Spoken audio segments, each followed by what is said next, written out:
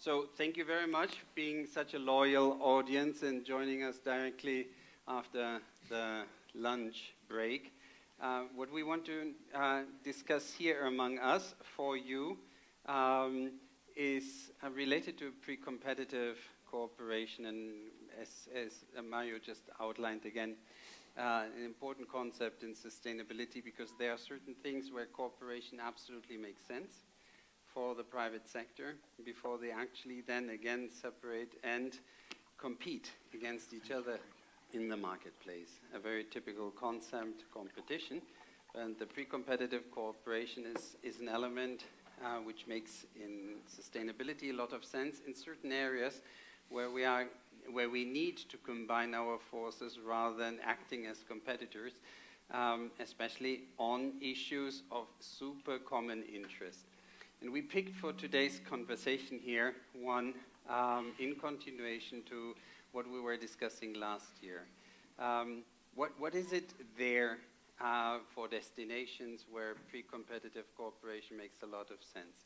And we looked at the issue of carbon emissions. And we have here three, the right actors, somebody who is from Futouris and developing a perspective out of an outbound market right now with a larger project which is receiving a lot of endorsement already in its design phase and continues other projects before. Swantje will speak about that in a second. Then later on we have one of the big players in the hospitality area, speaking on behalf of a large portion of global beds. It's right now around the 50%. Glenn, you will... Exactly. Yeah, 50% of global hotel bed capacity, saying over there and interpreting then what are the needs. And we have here this famous fly. Everybody here before on stage was fighting with this fly. If there is somebody who will be remembered from this conference, is this fly. Nameless but impactful. So José Juan, on the other hand, is an actor from with a very determined approach, and you joined us already at the COP we had of UNFCCC. Joined in Egypt 2 years ago, where you explained what the Canary Islands were doing. And with that, I have set the scene and introduced my fellow panelists. And I start with Swantje to explain from her perspective right now what this project is about, and then starting with the other panelists to see where cooperation through such a project or a similar initiative could make sense. And the most important question for everybody here in the room, what is in there for destinations? What is the role of destinations in this specific project or in projects which are following the same idea of pre-competitive cooperation? Swantje, please. Thank you so much, Dirk, for inviting me and to be able to tell you a little bit more about this project that Dirk was mentioning now many times, which is called Klimalink. We at Futouris, we have developed this project during the last 3 years, and we've started with the project in the beginning of 2022, and actually in the end of 2022 we were already ready to found an organization to further distribute this possibility and take this further. And this is the organization called Klimalink. And what is Klimalink all about? I mean, we heard it already in Mario's presentation again today, how fast we need to act with regard to climate change. So I think everyone in the industry is aware about that we really need to cut down tourism emissions. And that's, of course, a big aim of you in tourism as well. So I think we're all on the same page with that we need to do that, and there's no why about that, but how? And the how is often difficult. So how do you know as a company where you need to put your focus, where are the concrete measures that you can take to reduce your emissions, especially when it comes to scope 3 emissions of the travel sector, which are, of course, the huge chunk when you're looking at tour operators, for example. So with Klimalink, our big aim is to provide more transparency, to know where to act and how to act exactly to reduce the tourism emissions. And the one big aim of Klimalink is to make travel carbon footprints or climate footprints visible. And by visible, I mean on the one hand to the point of sale, to the end customer, who can then decide based on the climate footprint, next to other factors like price and comfort, etc., of course, which travel options they want to take, and are empowered by that to actually make a more sustainable booking decision. And then on the other hand, we are also empowering companies, travel companies, to make informed decisions when it comes to their product design. So for tour operators to make their product more sustainable, more climate friendly, based on the better transparency. So that's in the end the aim of Klimalink, to provide this transparency on carbon emissions, on climate footprints of travel products. What have we done so far to achieve this? We've been working on 3 pillars. The first is all about methodology, because of course to have a comparable value of travel emissions for our customers or businesses, we need to have a consistent methodology. So we worked on that a lot during the last years, and we've been successful with that by building on what is already there as well. So we've defined methodologies for flight, rail, car and bus, and hotel accommodation. So most of the most important travel components of a trip we have already created methodologies for. As I said, we are building on what's already existing, and there Glenn, of course, comes into the picture, because we are really happy that, for example, in the accommodation sector, the Sustainable Hospitality Alliance had already done a really great job in creating the HCMI, the Hotel Carbon Measurement Initiative, which we were able to build on. The second pillar we've been working on is, once we have the common methodology, once we know how we are going to calculate the emissions, we need to get the travel emission data to the companies. We need to transfer it to the systems so that it can be displayed at the point of sale and also used in the company-owned systems. And therefore, we have founded the platform Klimalink. Klimalink is in the end a travel emission database. So we are collecting all of the different travel emission data in Klimalink, and then we have several ways of distributing this data to the tourism companies, so that they can integrate it into their own systems and then show it, display it at the point of sale. Because what we don't want is the 100th carbon calculator where you need to go to a separate website, put in your trip, and then you can see the emissions. No. We want to have the climate footprints really at the point of sale in the common booking systems that the customers are using anyways to research their trip, to book their trip. That's where we want to get the climate footprints into. Swantje, I stop you here because right now I was finished too.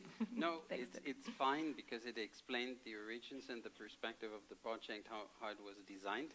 And I would like to hear right now from José Juan how that is seen from a destination perspective. If we have a commitment from a destination, what is your role as a destination when it comes to carbon and climate action? We can imagine over there a lot of things, but when it comes then to carbon measurement, and do you see over there an interface to others in this carbon measurement activity?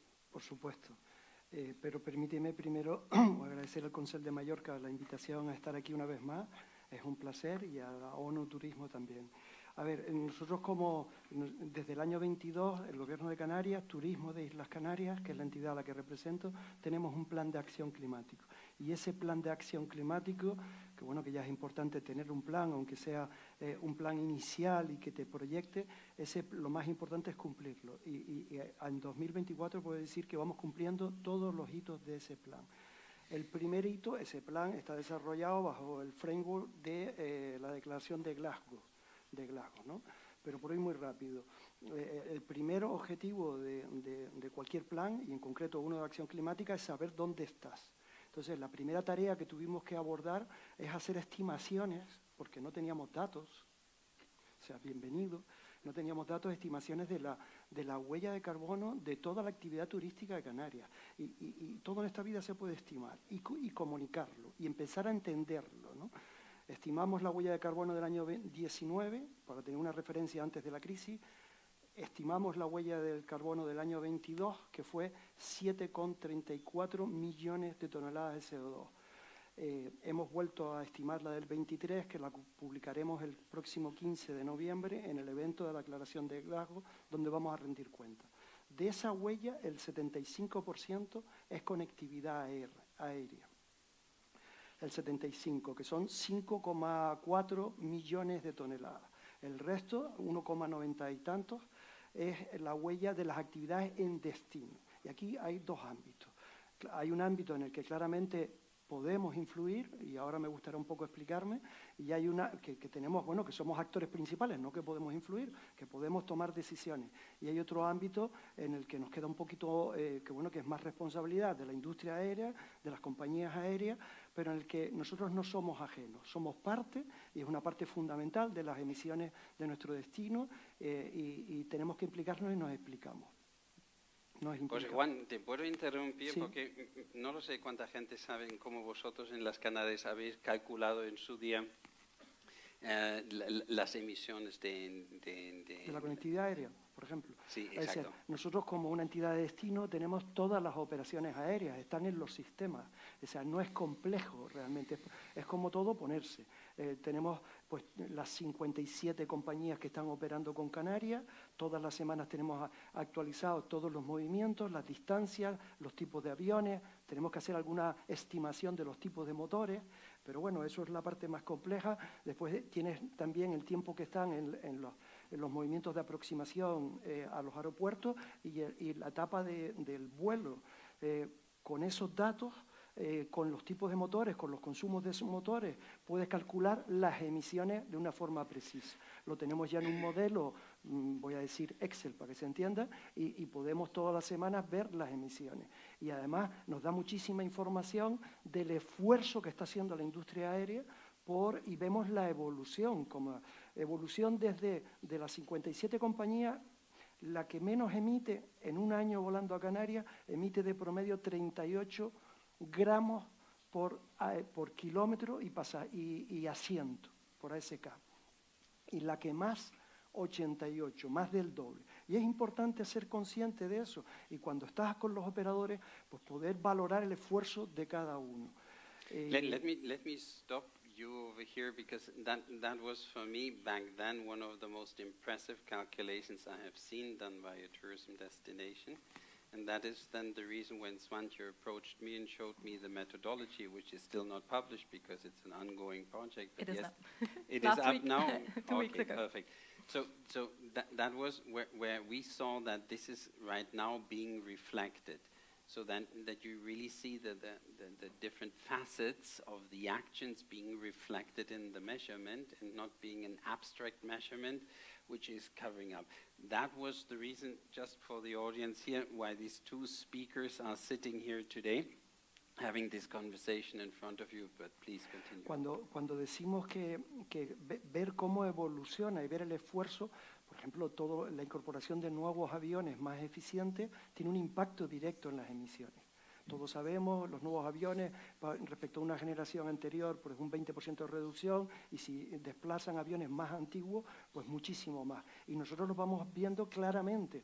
Los operadores que incorporan nuevos aviones reducen sus emisiones. Y esa divergencia tan grande es fruto de este tema. Por otro lado, eso nos permite también, en la medida de nuestras posibilidades, hacer lobby con nuestro gobierno, con el gobierno europeo, para que Europa desarrolle, junto con las compañías aéreas, que desarrolle esquemas que aceleren la descarbonización de la conectividad aérea con el SAF. Y también nos permite, y termino aquí, termino. No, I just wanted right now to give the other very important facet, the chance to be explained. Glenn, you represent over there these very important and committed hotel associations around the world, and you speak on behalf of them when it comes to commitments. You also develop as a group over there practical guidelines, and HCMI was one of the guidelines which is also now used in this climate link calculation, which we saw 2 years ago when we analyzed what are the de facto standards used by the industry to measure. We saw that being quite often used in the world. Glenn, besides explaining briefly who you are, it would be interesting for the audience to know right now what hotels would expect from destinations. We had last year this discussion where you showed hotels ideally want to receive more information than just the price when they try to purchase a product. They would like also to see the carbon footprint of that product. If it's provided locally, can the local authorities provide you with this added on information as well as the human rights element? So please answer also the question of what is your wish from a destination manager? What would be helpful and make a destination over there attractive for the hotel industry, which is operating in this sphere of us as part of your membership? Of course. Again, also I want to echo, it's indeed an honor to be here again. This is such a beautiful part of the world and be a part of this important summit. So I thank you for this opportunity to share what's happening within the World Sustainable Hospitality Alliance. And you're right, Dirk, the engagement from the industry has been extraordinary. And Precompetitive is the core of that effort. We've grown 400% in the last 2 years. And that's when we adopted a philosophy called net positive hospitality. And what that means is we want to give back as an industry to the destination for which we have the privilege to operate within, then we take out. That's fundamental to the approach of the Alliance and how we want to position the industry. And we know regulators are expecting more from the industry. We've talked a lot about that already today and over the last couple of days. We know that communities are expecting more contribution from the sector, and we have to change the narrative. We know that, the customer is looking at these things in a much different way, and they're willing to pay more, particularly the business traveler, which is mandated to do that, and they have to collect that data back and share that back to their companies. But we also, more importantly, as these companies, we have a number of companies within our membership that are opening a new hotel every single day for the next 3 years. As that growth happens around the world, who's going to actually work in these places? And they want to work, these new employees want to work for companies that have purpose, higher purpose than simply serving a customer, quite frankly. And that's where it really comes into reporting and being clear and more transparent as to what we stand for as an industry and being much clearer. The other group that's very interested in this, of course, is the investor themselves, the asset owners and the investors that are in this space. And I have the opportunity to sit on a few boards, and one of them happens to be with a number of financial institutions, particularly CEOs of banks, global banks, largest bank in the world. And they pat me on the head, Glenn, and they say, you've got a lot of work to do in your industry because we in our industry don't believe you're taking sustainability seriously. And as a result, we're investing our dollars elsewhere. And that's a really important message that we need to understand because obviously we're in business. And this is where transparency comes into play and measurement, having more clarity around measurement and moving away from what you just referenced, abstraction. The complexity of this, we have made this discussion of sustainability very complex. Lots of acronyms, lots of language that doesn't resonate, quite frankly, with the operators that actually have to record this material and actually have to present this out. They have to see the connection between what we're asking them to do and what that means for them when they're cleaning a room. So it's really important that we have clear methodologies that actually shows clear results, that connects to those, say, 4 pillars of interest groups that are out there that are looking for transparent data from industry. So our alliance is working, we have developed a comprehensive pathway to net positive, which helps businesses understand how to get there and where they can find themselves on the journey. And to your point, and we're very grateful you've adopted the hotel carbon measurement tool. That tool was actually developed in 2012, well before a lot of the conversations we're having today on Scope 3, for example, and GHG protocol certification. So I'm pleased to say all the companies now have co-invested again to update that tool substantially, to ensure that it's transparent, to ensure it's GHG protocol, and to incorporate Scope 3 into the tool itself, because that moves us down the road. And where destinations can play a big role is we need to align on some of the language and on how we measure this progress so that we are communicating in the exact same way. And so we're very proud of the fact we formalized an agreement with UN Tourism and our work on the ESG's universal criteria to ensure just that we're actually going to speak the same language between the public and private sector on some fundamental areas of measure, obviously carbon being one of them. And where destinations can play a key role is engaging in the tools that we as an industry would be deploying, but also testing them to make sure they actually work on the ground.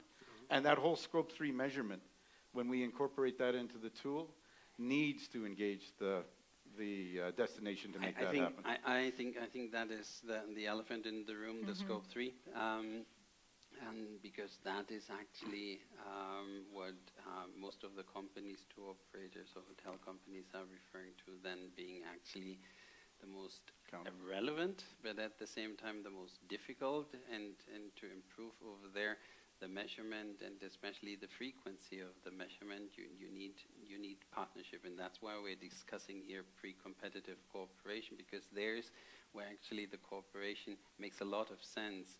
You cannot cooperate to do the Scope 1 calculation in your own company or Scope 2. That doesn't make much sense, but Scope 3 is extremely relevant, the cooperation.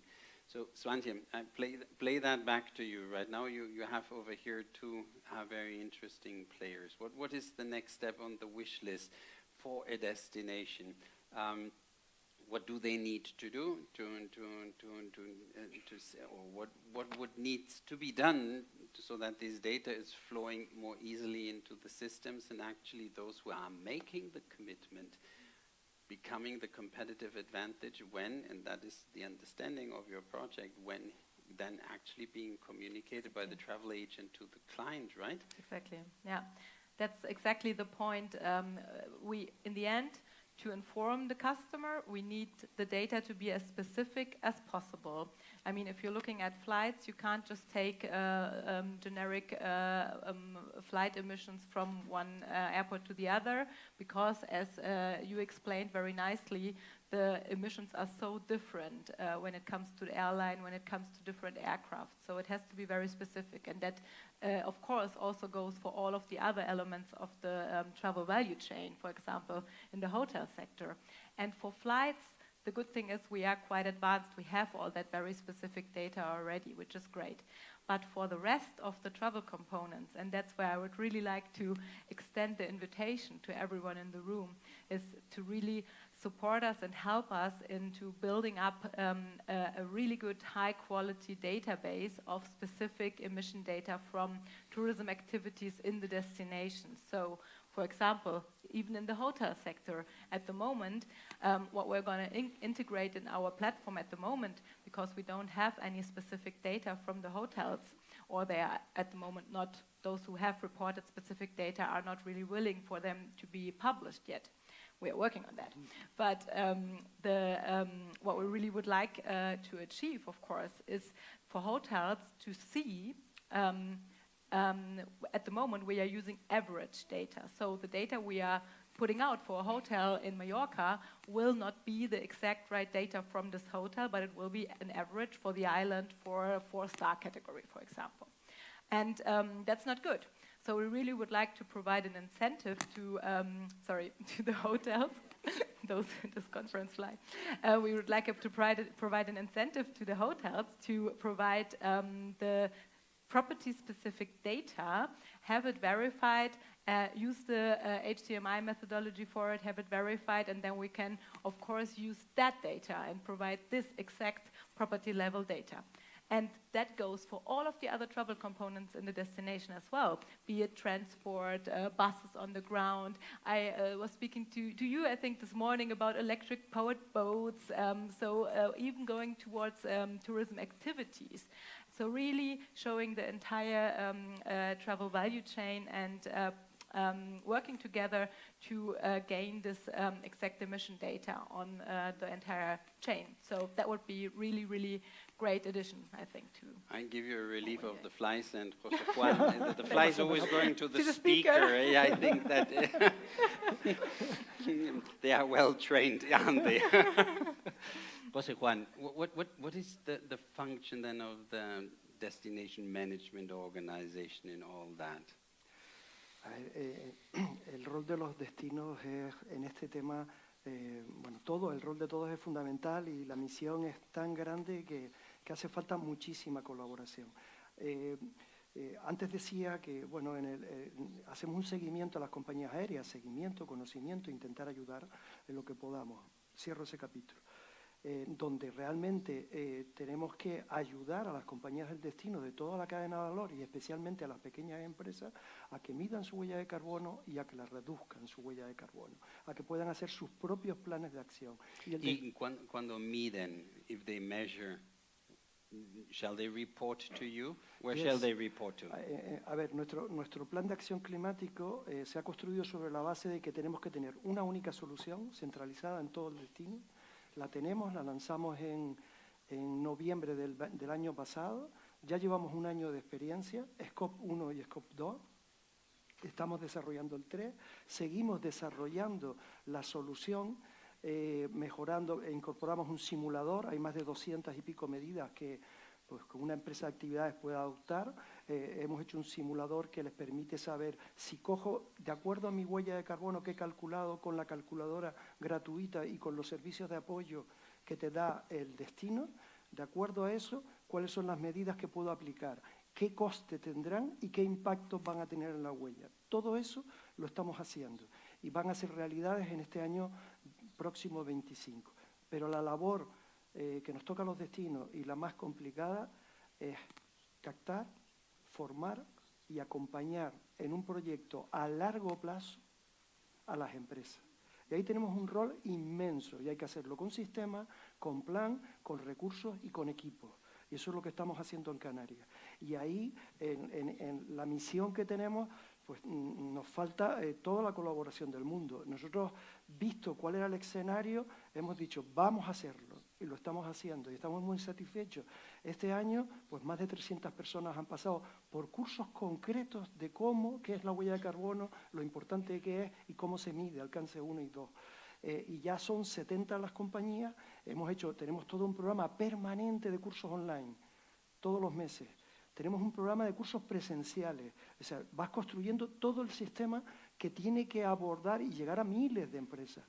And when you are developing these support mechanisms, where are you taking the information, or are you taking the courses from somewhere, or is this something you are developing from scratch? La solución, en una primera, hay que ponérselo muy fácil y muy comprendido, por eso muy comprensible. De hecho, invertimos mucho en usabilidad, en un piloto que hicimos con todo tipo de empresas, para que, y de hecho el resultado de que nuestra solución dice que es muy amigable, que no tiene nada que ver con el ministerio, que no me escuche nadie, porque somos un equipo de marketing, venimos del marketing y sabemos comunicar y sabemos cómo todo el tema del user experience y tal. Toda esa parte la tenemos. Lo importante ahora es mantenernos en todo este tiempo, es declarativa. La primera aproximación es que voluntariamente la pequeña empresa, gratuitamente y acompañado por nosotros, suba su factura, suba todos sus insumos y calcule su huella de carbono en el alcance 1 y 2. En el año que viene, el alcance 3. Vamos a desarrollar un sistema de verificación, pero no toca todavía. De momento, la primera aproximación es entender este nuevo medio que es tan complejo, que es tan distinto de lo que hemos hecho en el sector turístico. Allow me one comment, because in the previous panel, Professor Jafari was mentioning then, yeah, there's so much research done, but it's not taking into account somewhere else. And here, that was the tricky part of my question to you. So you are developing that, but at the same time, we saw here in this initiative the use of HCMI. We discovered back then also there are certain de facto standards which are developed, Glenn, differently with a different spirit. So what I'm also trying to get out of this here is right now, what can we facilitate? We have the Glasgow Declaration, we have a network, you are a signatory, a very active one, Glenn as well, to facilitate that this is not just developed everywhere from scratch. One thing is that we here expose lead actors in their discussions so that others can get the stimulus. But Glenn, what was the idea behind that when you developed originally and cooperated originally? Because that is pre-competitive cooperation. It's absolutely, and they got in the room and they decided they needed to get a handle on this, and they're doing it again because they realized the limitations of the existing systems that are in place. And these companies are being asked the same question 10 different ways. And this is really critical that we don't position the industry in this way, because they won't be able to deliver. And they won't be able, and it's, you know, in some companies, it's interesting, some of the smaller companies, they may have 10, 15 hotels. They're spending over $1 million on reporting. That's a significant aspect of what's taken away from their sustainability efforts, their investments they could make in sustainability. So the real opportunity here is, right now last year we did a comprehensive analysis of all the frameworks and all the different ways these companies are being asked to report, and identified 16 key core areas of areas of materiality that these companies have to report against. So this year, it's about looking at universal criteria, really zeroing in on 4 or 5 key things that we could get universal agreement on. Those the companies that are headquartered in China or headquartered in the United States or headquartered here in Europe. And getting some real, and carbon obviously is one of those areas. And so that effort is going on right now. Obviously the HCMI is going to be one of those cornerstone areas to measure that progress. And what we want to do, and when you were asking the original question about with destinations, we want to work with Canary Islands, and we actually talked about that yesterday. We're going to make sure this happens immediately. And to your point exactly, we as an organization want to work with destinations, with the UN tourism, to develop alignment around this, 3 or 4 key measures, so that we are talking the same language to the companies. Because we have the DMOs are obviously connected on the ground with those hotels. We're connected at the company level, and we have an accelerator program where we do pilot projects around the world on different topic areas, from waste management to measurability. And so in those leading destinations that are doing those kind of items and looking at and taking this really approach, we're very keen to work with, so that we're actually talking the same thing. Yeah. Because we're going to confuse these folks, and what will happen is that we'll get no action at all in the end. And we'll actually still be talking about this 5 years from now, trying to get our arms around how we measure this topic, because we're confusing folks. And so through training and through engagement, and so alignment between private sector and the destination on this kind of topic is really, really critical. And one of the things we are doing embedded into the criteria is we're looking at a universal portal of data collection from the hotel companies. As I think we all know, it can be very difficult to collect data from hotels, because there's a lot of fear about what that data is and who's using the data. So if there's a for industry, by industry data solution that they own, they understand where it goes, they can automatically API connect to a destination portal that's been established, and you could pull that data straight out, and you know it's clean data. And that's the one thing with our universal criteria efforts. While EY, for example, Ernst & Young is leading the process on a global factor to build the criteria, we will have a third-party auditor to audit that criteria that's totally independent of that, so that we can certainly future-proof the industry for impending legislative changes that we'll be expecting criteria to be seen in that light. So know that that process is happening at the corporate level, and so there's a real opportunity to make that connection at the destination level. Swantje, you wanted to reply, and if you could reply, and right now for the last minutes, I would ask all of you to think of the role of destinations in that cooperation, and to make that easier, to make that not only an ad hoc process, as I said before, but a regular reporting, and to think of that competitive efforts or company efforts, let's put it like that, company efforts are transported faster and more reliable to the market so that they turn into a competitive advantage. Yes, I mean, that's exactly what we are looking after, and it's so good to see and hear from all of you that so many people are working on that already. I mean, we often hear, oh, you also do it into climate footprinting of travel. Well, we're doing the same. Oh, then we have to see that we're not competing against each other. But I think this is bullshit. We really need all hands on deck with this issue. So I'm always really, really happy to hear about other initiatives in that field. And then about methodologies, etc., we can talk, we can align that. But it's really important that as many organizations and people that as possible are working in that field. And for example, what you're just saying about this database, where there would also be kind of a verification mechanism for carbon footprints, for example, behind it. That's exactly what we would need, and we could maybe also have it on destination levels for activities, for mobility, also for other hotels that are not part of your organization there. So I think those are the main cornerstones to have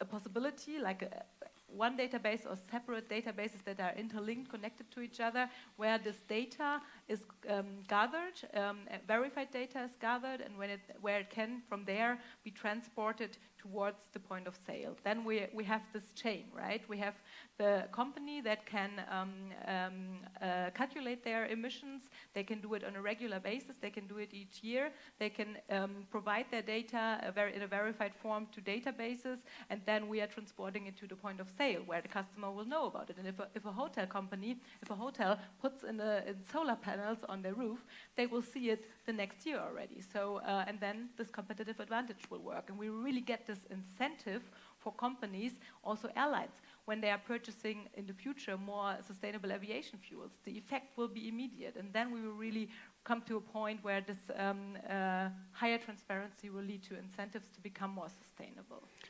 So, José, Juan, that argument of Swantje right now brings another interesting question then to you, as you are the destination representative here. Can data be the new flyer, promotional material of a destination? Of course, Estamos encantados de compartir lo que estamos haciendo, de aprender de lo que están haciendo, que tenemos mucho que aprender de ustedes y no estar emprendiendo solos.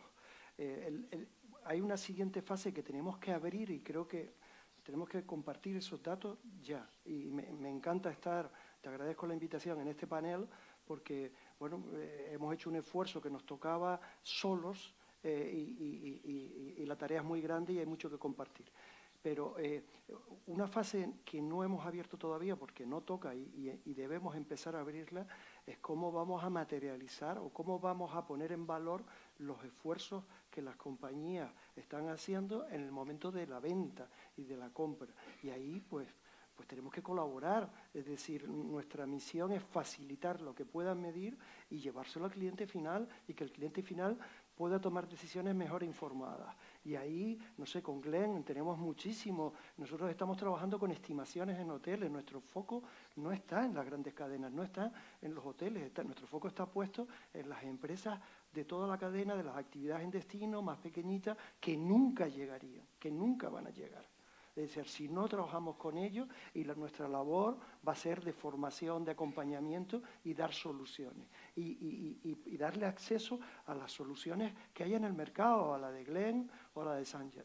O sea que Esto es muy necesario, es muy importante, tenemos todos el compromiso de hacerlo, porque sabemos que es importante la emergencia climática y nos lo están exigiendo nuestros clientes y va a ser el factor de ventaja competitiva. En 2026 queremos que todo el producto que esté publicado en el ecosistema digital de Turismo de Islas Canarias informe de su huella de carbono.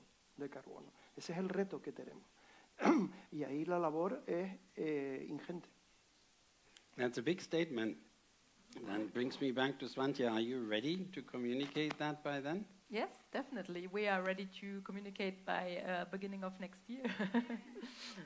So at the beginning of next year. We're starting to putting the climate footprints in the booking systems beginning of next year. But of course, until then, we have the entire value chain of travel. That's going to take time, but I'm sure we're going to be ready by then, so we can match. That takes me back right now to Jacobo. Are we ready to show the video?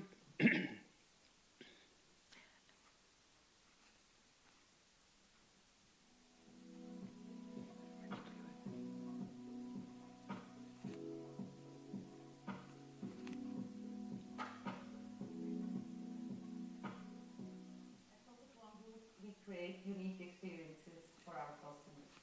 And unique experiences require a healthy environment. And so, of course, sustainability is a key pillar of our strategy. And it's about carbon reduction, about biodiversity, and about sustainable travel options. For sustainable travel options, transparency is critical. That is why we are a founding member of Klimalink. We believe that working together in the industry to provide an end-to-end transparency on the carbon emission of the trip is critical to empower our customers to take informed choices. In addition, having the data directly in our booking systems allows us to further develop more sustainable products. Together with industry partners and Klimalink, we are committed to an even more sustainable tourism in the future. Together we can make it. Protection in particular, we need to work together as an industry. We can't do it alone, definitely not sustainably. Therefore, what do we want to achieve? What we need? We need the industry, our customers, and we are definitely seeing in particular our own responsibility with Klimalink to address three big aspects. The first is reduction of CO2 emissions. And we want to achieve a transparent positioning towards our customers to make them buy more climate-friendly travel products. And the last one is our climate strategy and our science-based targets that we do want to achieve. As travel industry, we are deeply committed to climate protection and sustainability.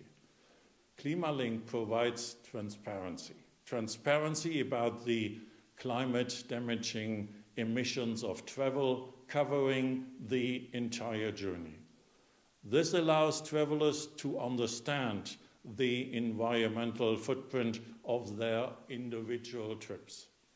Tour operators can use this information to make their products more eco-friendly, while travel agents can offer advice and help arrange holidays that are more sustainable.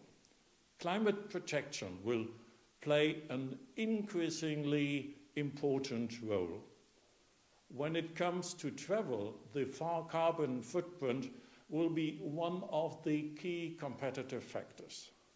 By working together, we will be able to meet the challenges we are facing, and Klimalink is the tool that unites our efforts. Destinations can't manage what they can't measure. Klimalink is a transparent, certified standard that can help them to measure the environmental impact of their tourism offering, enabling them to identify and implement effective emission reduction measures. They can use the detailed emission data of transport and accommodation services from Klimalink for their own climate accounting and measure the size of the climate footprint of their offer. Destinations can contribute to an improved calculation of Klimalink's climate footprint by collaborating with local service suppliers like local accommodations, transport or activity providers to deliver better and more exact input data into ClimaLink. This could help to make the emission figures even more specific and reliable, and could lead to a global travel footprint database of the highest quality.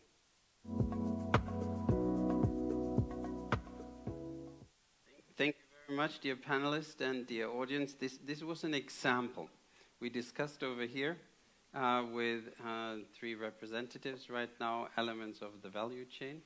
And we discussed one very specific resource. We discussed especially the role of pre-competitive cooperation and the role of destinations in the future when it comes to sustainability, communicating sustainability, and what role evidence will play today and especially tomorrow in this competitive environment. I thank you very much for having shared here the stage with me. Thank you very much for listening. Thank you for having us. Thank you, Dirk.